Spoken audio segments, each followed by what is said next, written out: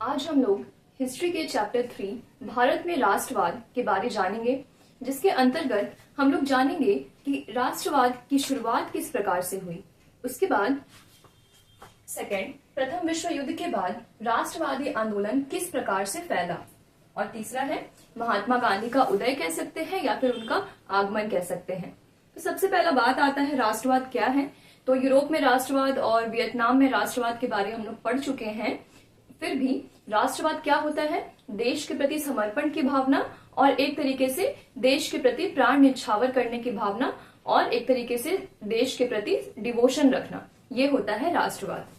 तो सबसे पहला यहाँ पर आता है कि भारत में राष्ट्रवाद की शुरुआत क्यों हुई, और क्यों हुई तो उसके बाद वो कैसे आगे बढ़ती चली गई। तो हम लोग पहला पॉइंट लिखते हैं।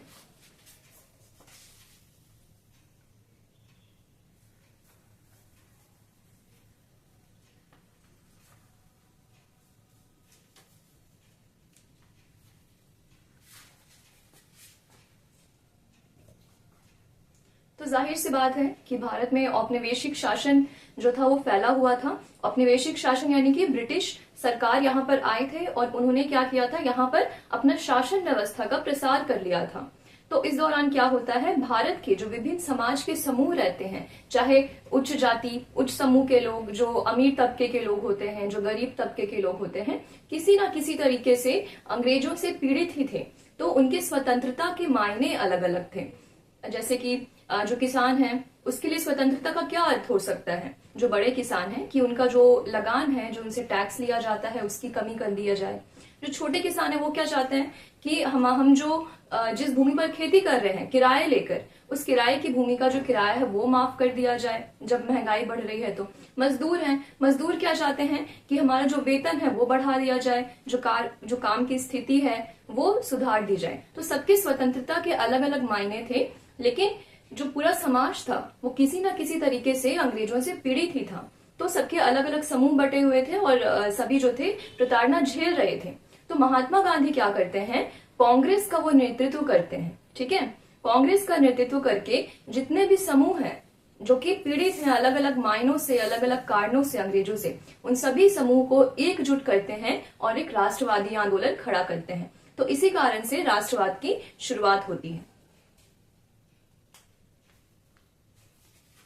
लिखते हैं। तो जितने भी समाज के लोग थे औपनिवेशिक शासन से त्रस्त थे। जो भी उच्च तबके के लोग हैं, जो भी निम्न तबके के लोग हैं, सबों को परेशानी है। तो महात्मा गांधी क्या करते हैं, कांग्रेस पार्टी है, आप लोग जानते हैं, कांग्रेस का नेतृत्व करते हैं। और ऐसा करते हुए सभी जो तबके हैं उन्हें मिलाकर एक राष्ट्रवादी आंदोलन खड़ा करते हैं।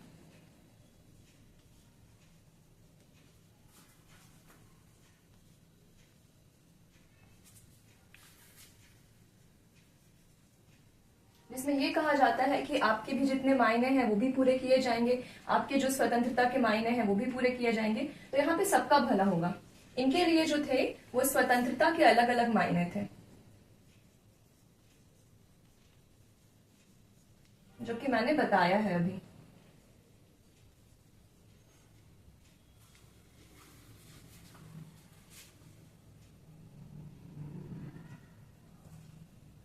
अब है, हम लोग छोटी कक्षाओं में पढ़ चुके हैं कि 1857 में आजादी का पहला जो चिंगारी था वो लगाया गया था। लेकिन ऐसा क्या होता है, जो ये जो चिंगारी होती है वो भड़क जाती है। तो इसका जो मेजर एक चीज है वो है प्रथम विश्व युद्ध। तो हम लोग सेकेंड पॉइंट पे चलते हैं और लिखते हैं प्रथम विश्व युद्ध के बाद जो राष्ट्रवादी आंदोलन होता है वो किस प्रकार से फैलता है, क्यों फैलता है।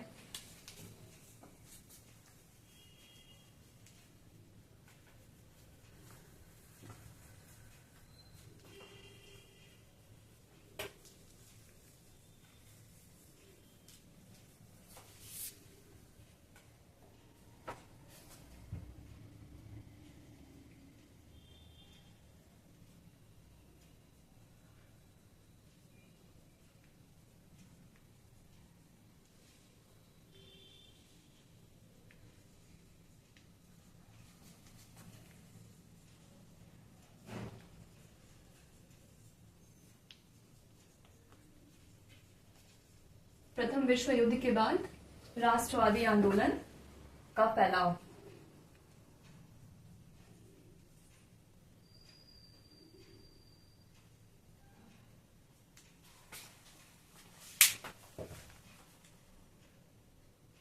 तो जो प्रथम विश्व युद्ध होता है 1914 से 1918 के बीच का समय होता है, और इसमें जो दो बड़ी शक्तियां होती है वो आपस में लड़ती हैं। एक होता है मित्र राष्ट्र और एक होता है धुरी राष्ट्र।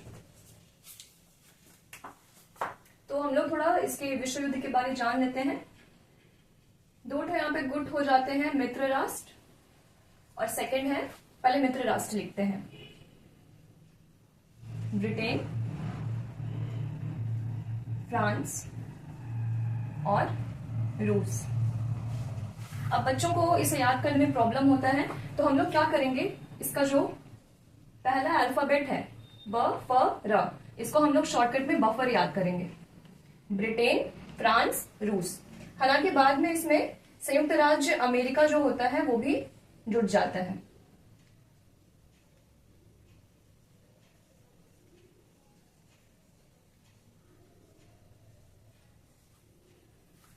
अब आता है धुरी राष्ट्र।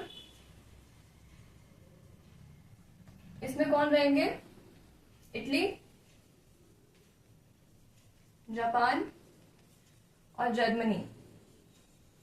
इसको हम लोग कैसे याद करेंगे, इज, ई और दो ठो ज।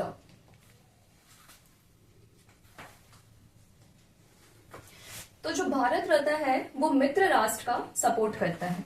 अब देखिए यहाँ पे सपोर्ट का कोई बात नहीं है, यहाँ पे हो क्या रहा है, जो ब्रिटेन है जो कि हमारे भारत का उपनिवेश रह चुका है, औपनिवेशिक शासन रख चुका है, ब्रिटेन जब युद्ध करता है तो उसे जब संसाधन की जरूरत पड़ती है, सेना की जरूरत पड़ती है, तो वो जो भारत के संसाधन होते हैं उनका दोहन करता है। यहाँ से सैनिक ले जाए जाते हैं और यहाँ से जो भी संसाधन होता है उसका उपभोग किया जाता है। तो अब देखिए ऐसे कौन कौन से कारण थे जिस कारण से जो प्रथम विश्व युद्ध था वो भारत में एक राष्ट्रवादी आंदोलन का जो भड़काव होता है उसको उत्पन्न करता है। तो नॉर्मल सा बात है कि भारत में जब संसाधनों का दोहन होगा तो यहाँ का क्या होगा, यहाँ पे जो आर्थिक धन व्यवस्था है, जो धन है वो क्या होगा, उसकी कमी हो जाएगी। सैनिक जाएंगे, हथियार जाएंगे, गोला बारूद हो गए, उनका निर्माण होगा। तो भारत का जो इनकम है, इनकम नहीं कह सकते, भारत का जो भी धन है वो क्या होगा, उसकी कमी होनी शुरुआत हो जाएगी। लिखते हैं,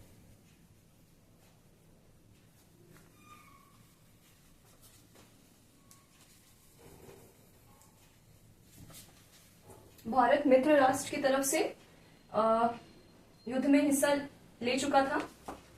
और यहाँ पे फैलाव के क्या कारण थे, सबसे पहले हम लोग कारण लिखेंगे,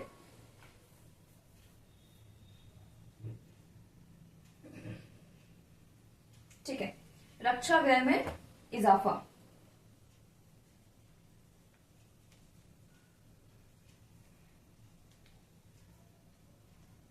सेना हो गया, शस्त्र हो गए, ये सब भारत से ले जाए जा रहे हैं, तो भारत का जो पैसे हैं उसकी कमी हो जा रही है। रक्षा व्यय में जो खर्च है उसमें इजाफा हो गया है। दूसरा क्या पॉइंट होगा, भरपाई हेतु तो कर में वृद्धि। ठीक है, सेकेंड हम पॉइंट लिखेंगे, बहुत कर्ज लिए जा रहे हैं युद्ध के लिए, कर्ज जो है उसकी संख्या बढ़ी जा रही है। किस लिए लिए गए, युद्ध के लिए। थर्ड पॉइंट क्या है, अब देखिए युद्ध के लिए कर्ज लिया है सरकार, तो उसको जो कर्ज चुकाना है वो कैसे चुकाएगा, तो वो क्या करेगा, जो जनता है उनका कर बढ़ोतरी कर देगा, तो ताकि जो भी है कर्ज उसके लिए पैसे निकल आए। तो सरकार क्या करेगा, कर्ज पूर्ति हेतु कर में वृद्धि, जो जनता कर चुका रही है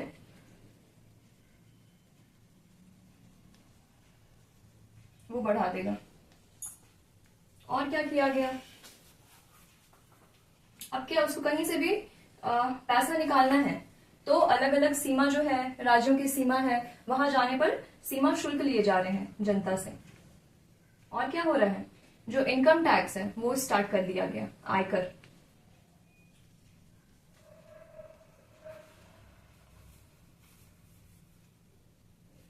अब देखिए, जो विश्व युद्ध के बीच का समय होता है उसमें जो वस्तुओं की कीमत होती है वो दुगनी कर दी जाती है।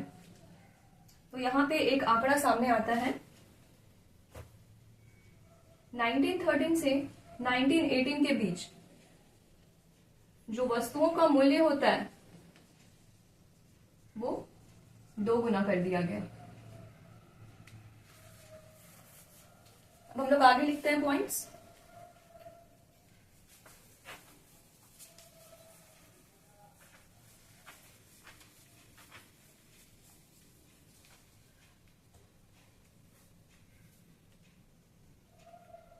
और क्या हो रहा है, सेना की कमी हो रही है, तो यहां से जबरन जो है वो युवाओं को भर्ती किया जा रहा है सेना हेतु।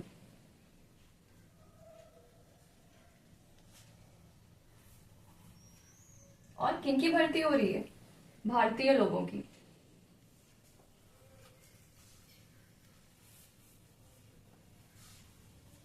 उसके साथ अब एक और यहां पर प्रॉब्लम क्रिएट होता है कि जो भी फसल उपजाया जाता है वो खराब हो जाता है।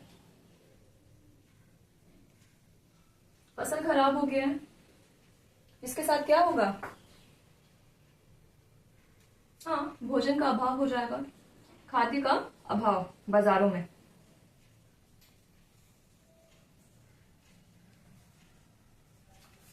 नेक्स्ट, अब एक और क्या कारण होता है, फ्लू फैल जाता है, महामारी आ जाती है, मतलब हर तरफ से जो भारतीय हैं वो फंस गए हैं। और ये जो महामारी थी इसमें 120 से 130 लाख लोग जो थे वो मर जाते हैं।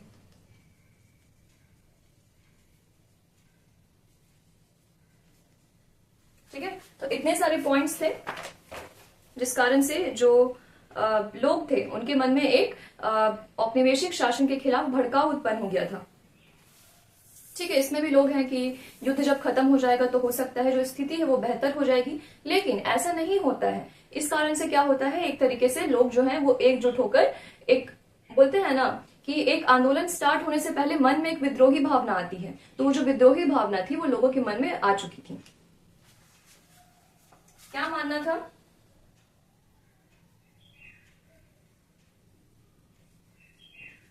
कि युद्ध खत्म होने पर जो भी मामला है, जो भी परेशानी है वो सही हो जाएगा, ठीक हो जाएगा, परंतु ऐसा नहीं होता है।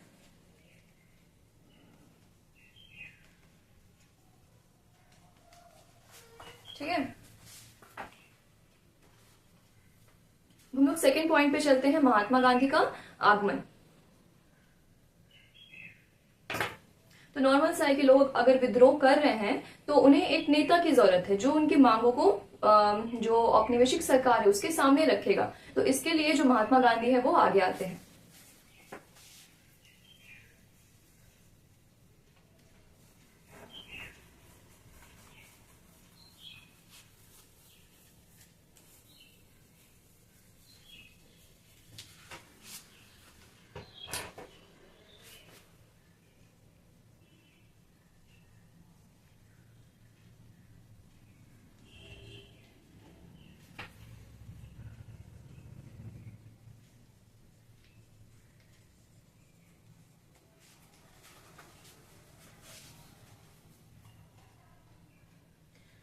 तो होता क्या है, 1915 ईस्वी में महात्मा गांधी भारत आते हैं। तो इससे पहले कहाँ थे, इससे पहले थे वो दक्षिणी अफ्रीका में। दक्षिणी अफ्रीका में जो नस्ल भेदी एक तरीके का चीज चल रहा था, रंग भेद चल रहा था, तो इसके खिलाफ उन्होंने आवाज उठाया था।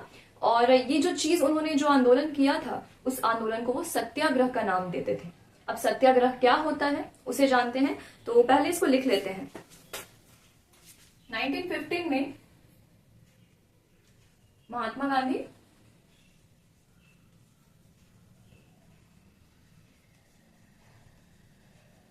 अफ्रीका से भारत आते हैं। अफ्रीका में क्या किया था उन्होंने? नस्ल भेद।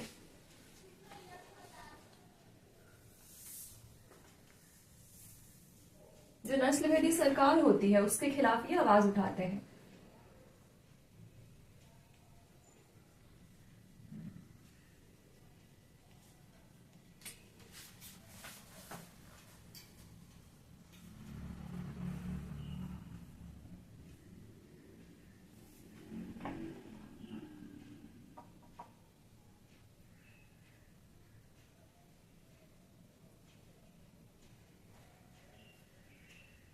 ठीक है, तो हम लोग बात कर रहे थे सत्याग्रह क्या होता है।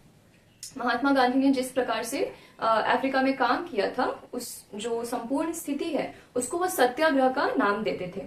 तो सत्याग्रह का अगर हम लोग वर्ड टू वर्ड डिस्क्रिप्शन जानेंगे तो सत्य पर आग्रह, ठीक है, या फिर सत्य की शक्ति के थ्रू आग्रह। यानी कि अगर आपके पास पावर ऑफ ट्रुथ है तो उसके सहारे आप क्या कर सकते हैं, आप अपना आवाज उठा सकते हैं, ठीक है। और इसके लिए आपको कोई भी हिंसा की जरूरत नहीं पड़ेगी, वायलेशन आपको नहीं करना पड़ेगा, आपको किसी की हत्या नहीं करनी पड़ेगी। आपके पास जो ट्रुथ का पावर है उसके सहारे ही आप क्या कर सकते हैं, शांति ढंग से एक विरोध कर सकते हैं। तो यही जो है वो गांधीवादी मत था।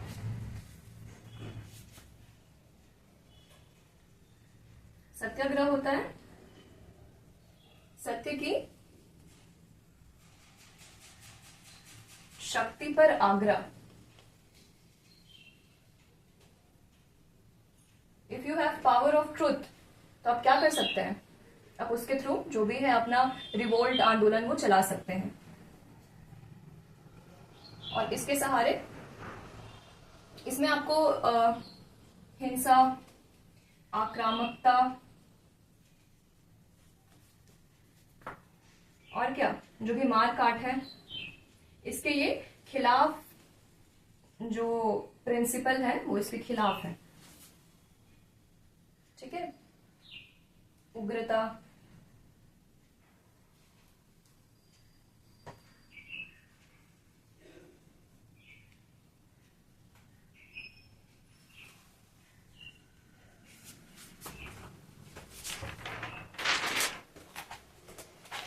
तो यही सत्याग्रह महात्मा गांधी ने हमारे इंडिया में स्टार्ट किया था। अब हम लोग पॉइंट बी पर आते हैं। जो पॉइंट ये जो है ये पॉइंट ए है सत्याग्रह, और पॉइंट बी क्या होगा, सत्याग्रह की शुरुआत। लिख लेते हैं पहले, ऊपर लिख लेते हैं।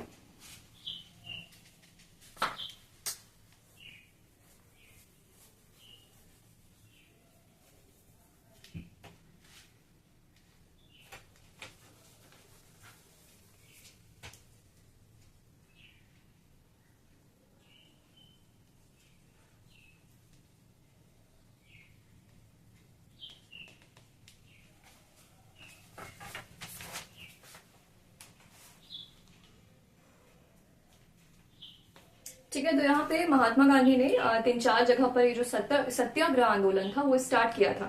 तो सबसे पहले 1960 में बिहार के चंपारण का जो इलाका था वहां के जो मजदूर थे जो कि बागानों में काम करते थे, उनके सपोर्ट में इन्होंने सत्याग्रह आंदोलन चलाया था। पहला लिखेंगे बिहार में चंपारण, ये बात है 1916 की।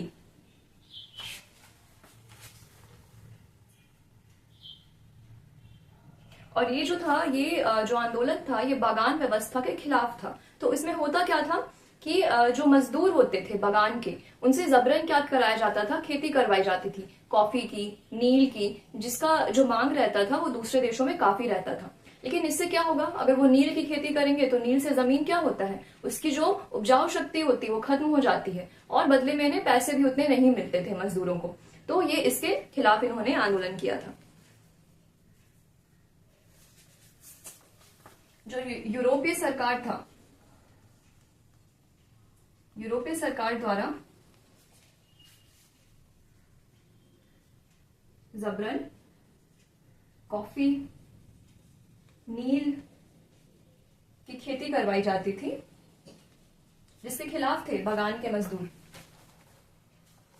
और क्या क्या होता था, जो मिट्टी है, मिट्टी की उपजाऊ शक्ति का ह्रास होगा, और एक तो इन्हें प्रॉपर ढंग से वेतन नहीं दिया जाएगा, उसके बाद इनसे बहुत ही ज्यादा काम लिया जाएगा। तो ये सब जो है ये बागानी व्यवस्था के अंतर्गत आते हैं। तो बागानी व्यवस्था के खिलाफ ये आंदोलन जो था वो किया गया था। इसमें सपोर्ट किनका मिला था? महात्मा गांधी का।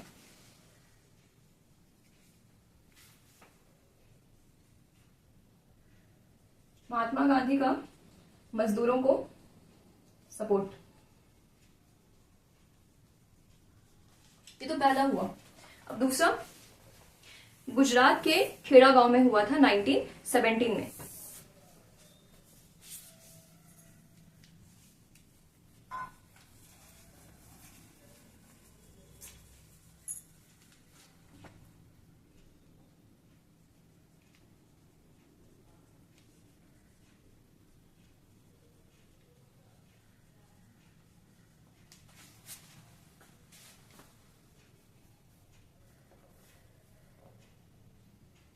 ठीक है, तो यहाँ पर क्या हुआ था, जो गुजरात के खेड़ा गांव के जो किसान थे उन्होंने खेती की थी और फसल खराब हो जाता है और इसके साथ प्लेग की बीमारी फैल जाती है।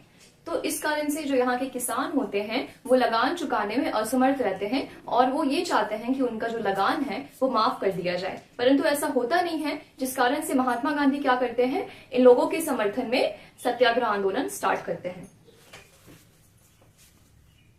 ये किन पर है? किसान संघर्ष पर।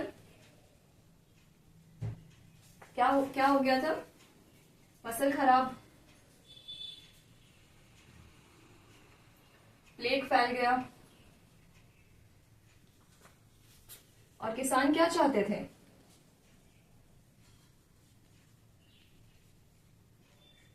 जो लगान है वो माफ कर दिया जाए। तो गांधी क्या करते हैं? गांधी जी सत्याग्रह चलाते हैं इनके समर्थन में।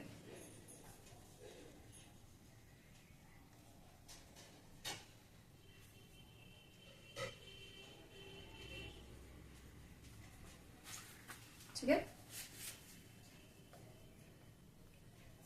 अच्छा यहाँ पे लगान माफ ही नहीं चाहते थे, लगान में ढील चाहते थे कि या तो आप थोड़ा सा कम कर दो लगान में ढील। अब एक और आता है जो सूती कपड़ा कारखाना में आंदोलन हुआ था 1918 ईस्वी में, और यहाँ के जो मजदूर थे उनके जो है उन्होंने ऐसा आंदोलन चलाया था।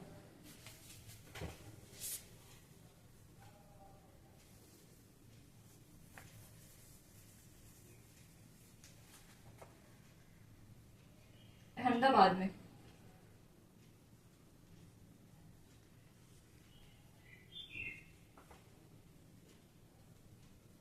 उन्नीस सौ 18 सूती कपड़ा उद्योग के कारखाने।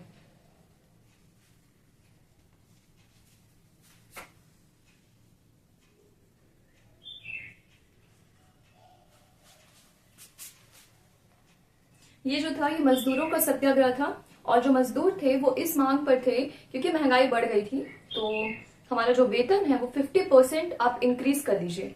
लेकिन यहाँ का जो मालिक था वो सिर्फ 20% ही इंक्रीज करना चाहता था, जिस कारण से यहाँ के मजदूरों ने इनका एक विरोध किया और उसका सपोर्ट महात्मा गांधी ने किया सत्याग्रह के एवज में।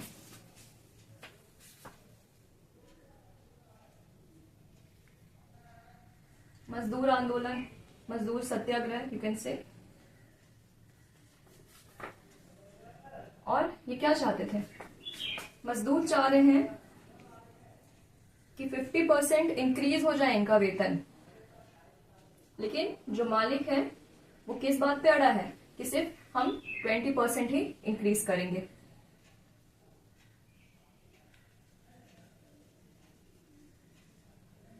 तो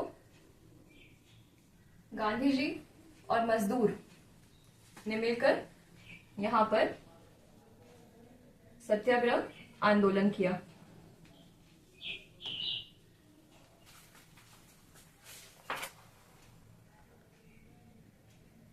वेतन भी कम मिल रहा है और साथ में कड़ी मेहनत भी करवा रहे हैं मजदूरों से, उनसे कड़ी मेहनत कराई जा रही थी। ठीक है, वो भी करने को तैयार थे, बट उन्हें वेतन चाहिए था थोड़ा सा अधिक। तो ये जो चैप्टर 1 है, चैप्टर 3 का जो 1 सब पार्ट है, पहला विश्व युद्ध, खिलाफत और असहयोग, इसका आज आधा कराया गया है। नेक्स्ट वीडियो में इसके सेकेंड पार्ट को कवर किया जाएगा, जो कि है रॉलेट एक्ट, जलियांवाला बाग हत्याकांड और साथ में खिलाफत आंदोलन का समर्थन।